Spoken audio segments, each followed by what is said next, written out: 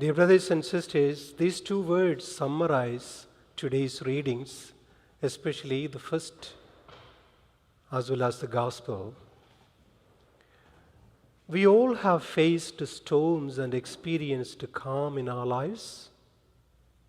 How can we stay calm and stay afloat, faced with the storms and struggles of life that sometimes may seem to engulf us? What shall we do when our lifeboats seem to be tossed about? What shall I do when I have that sinking feeling? Such may be the questions arising in our minds. Let us take with us two messages then.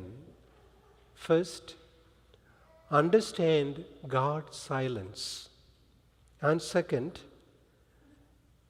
keep your eyes on Christ. First, understand God's language of silence. In the first reading, we have Elijah's experience of facing a very dangerous storm in his life, during one of the darkest moments of his life as a prophet. He is hiding in a cave on Mount Horeb. It is also called Mount Sinai, the holy mountain.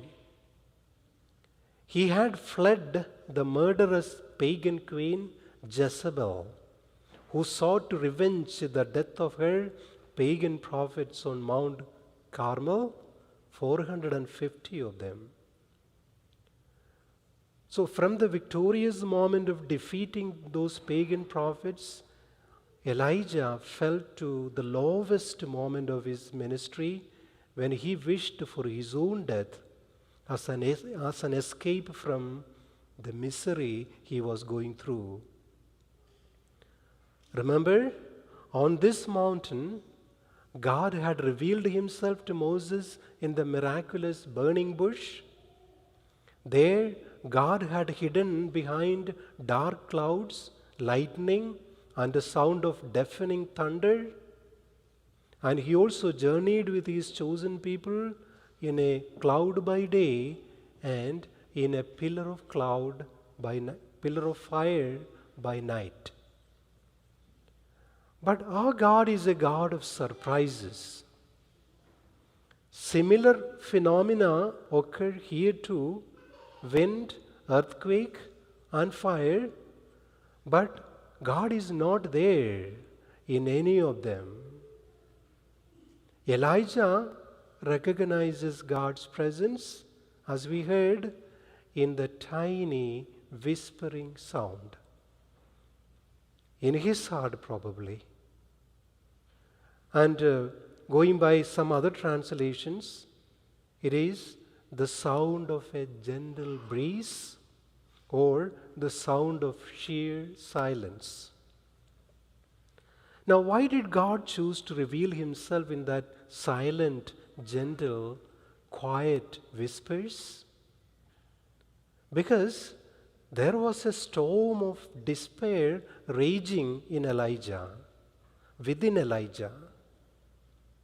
There was an earthquake within himself shattering his hopes. And there was a fire of destructive thoughts haunting him. So what he needed was calm for his restless soul. And God knows that. And that explains the reason why this extraordinary manifestation of God in a tiny whisper. We have it in Psalm number 46, verse 11.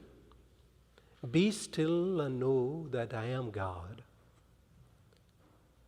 Be still, can we?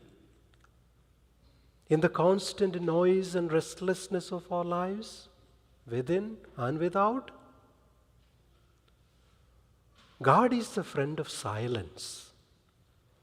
One of God's favorite ways of communicating with us is silence.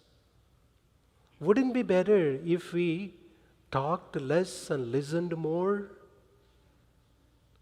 God has given us 2 ears, always open, but one mouth that can be shut, maybe to let us know that we must be twice as listeners as talkers.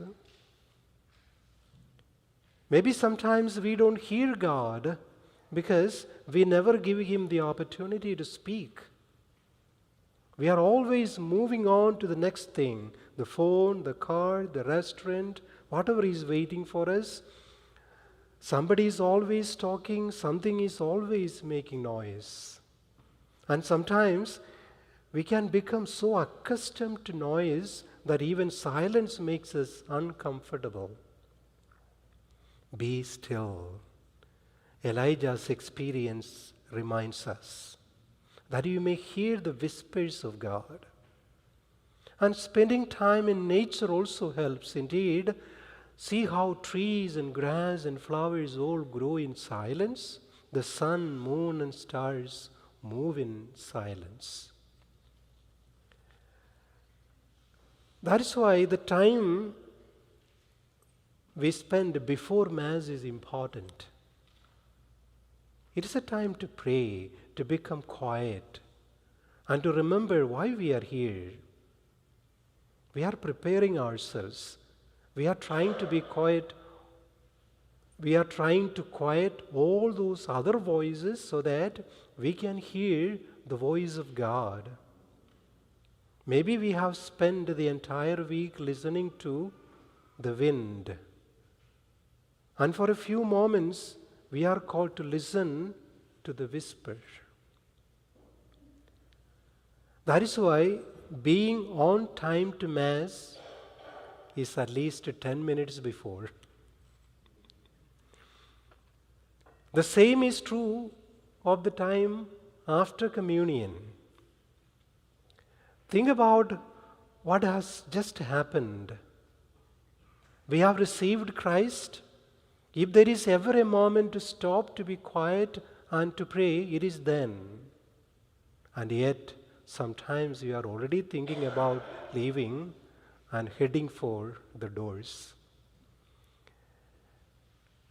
And then there is the silence of God that we experience in our lives. Sometimes the silence of God is disheartening. You would agree. Perhaps we have prayed and still no answer comes. Maybe we have been waiting for so long and the silence becomes unbearable.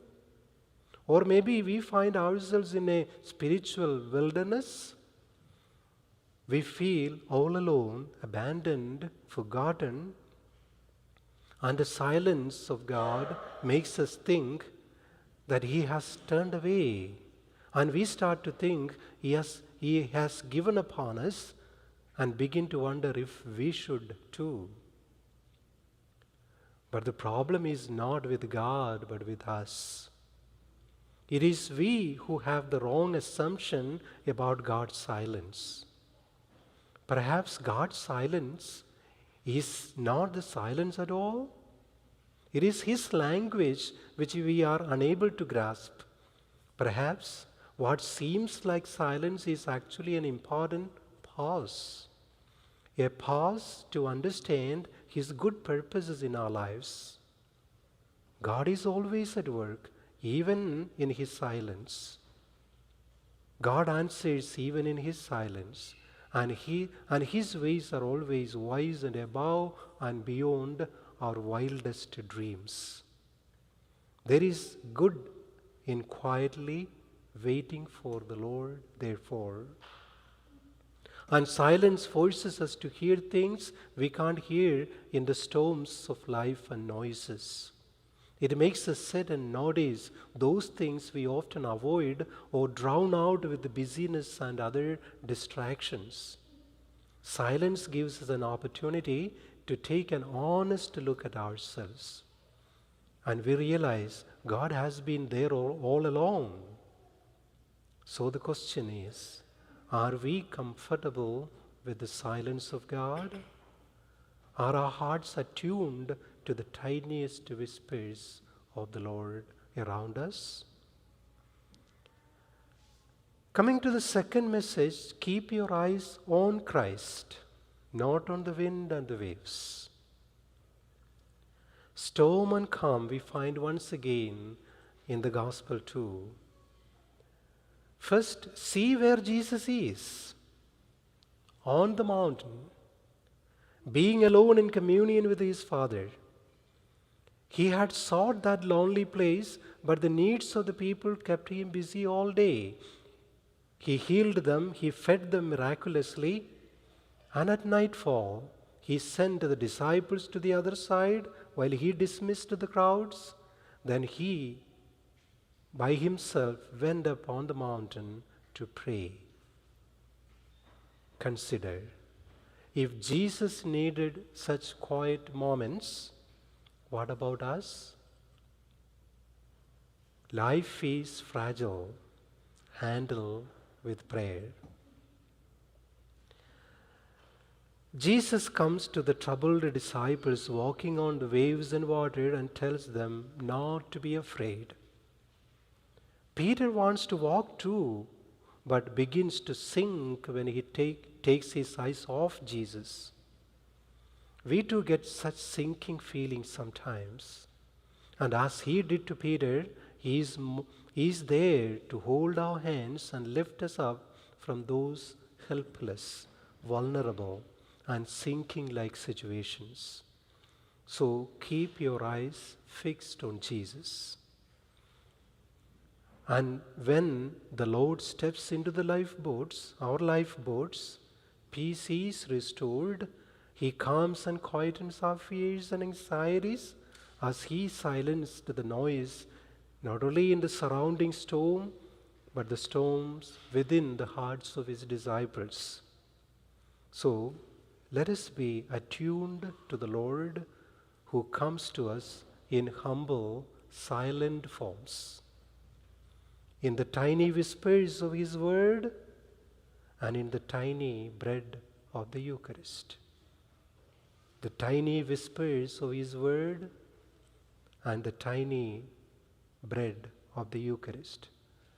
That must be enough to keep us afloat.